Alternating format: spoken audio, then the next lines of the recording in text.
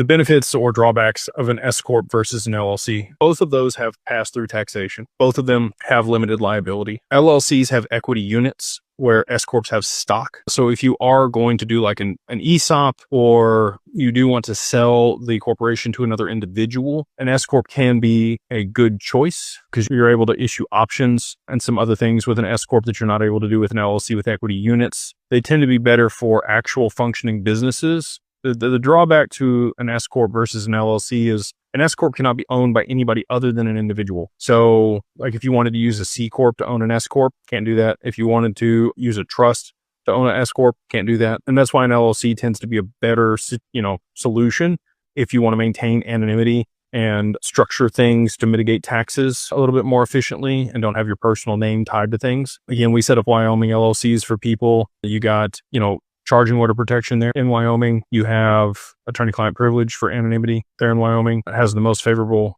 regulation around digital assets, the most progressive of any state when it comes to crypto. No state taxes there in Wyoming. Anyway, so that's a lot of the reasons you don't want to use an S Corp. The other reason if you don't want to use an S Corp versus an LLC is if you do get sued by a creditor and somebody comes after you, and if you're holding assets inside of an S Corp, they can take control of the stock or the shares in the company, liquidate those assets, pay themselves back, and then give you the worthless shares. Not ideal. In an LLC, the equity units prevent that from happening. So again, most of the time when you're holding assets, you want to use an LLC here in the US. When you're managing something, that you could use an S Corp if you don't want to use like a living trust or have something else on the cap table, and you're okay with holding it your personal name and having your personal name associated with it on public documents. They're all tools, right? You just need to understand how the tools work together and what they're used for and the drawbacks or benefits to using them in different applications.